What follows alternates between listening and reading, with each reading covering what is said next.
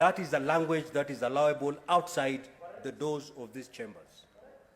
As long as you're in this chamber, you shall refer to your colleagues as honorable senators. Kindly proceed. What is your point of order, Senator Boni?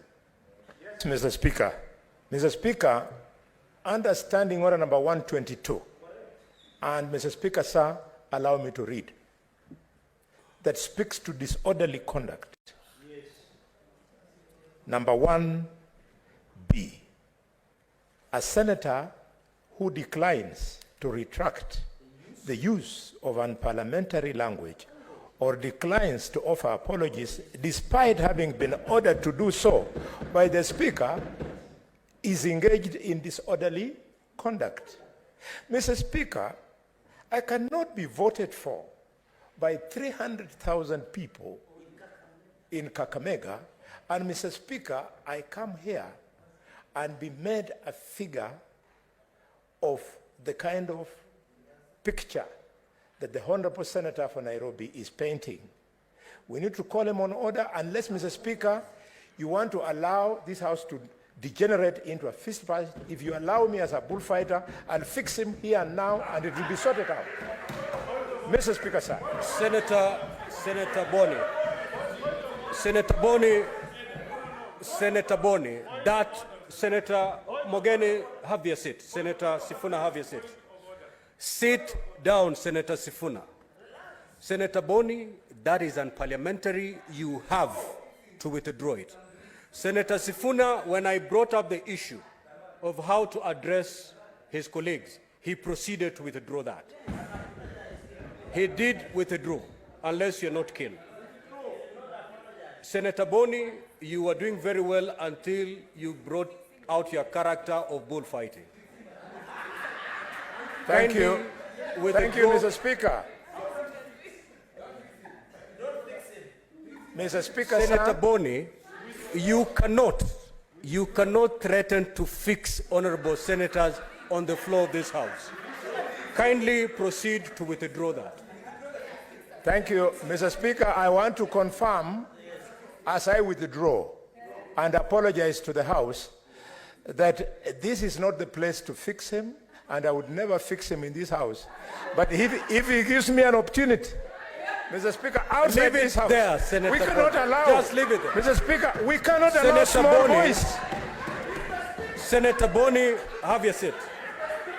Now, honorable senators. Order, honorable senators.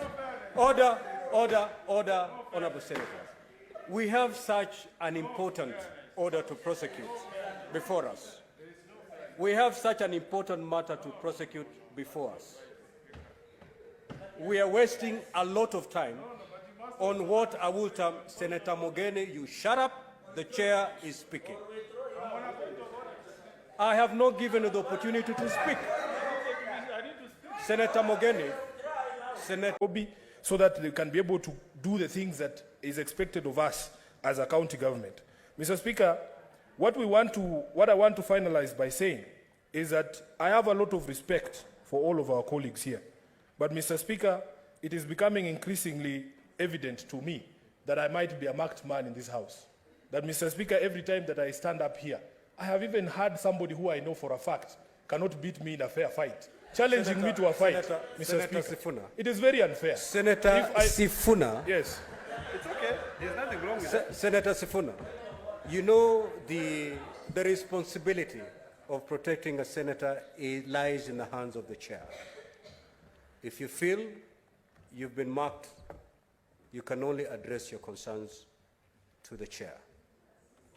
Throwing similar jabs on the other side, because you've been, and I ruled that particular statement unparliamentary, but still you're clinging on it.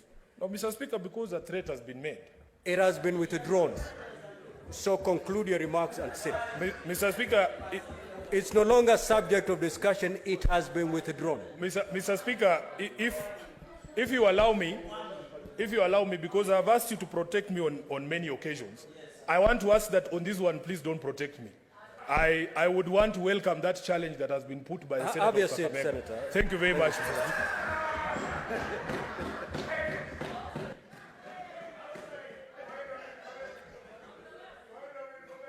Senator, honorable senators, Senator Sifuna, you know, you've alluded to the fact that you're the senator who attracts the most points of order. And you remember when you're contributing, I cautioned you, asked you the way you're contributing may either open yourself to these points of order or it may insulate you from these points of order. Your parting shot clearly is unparliamentary and uncalled for because you're responding to a statement that is no longer part of the record of the Senate. It has been withdrawn. Why then proceed to respond to it?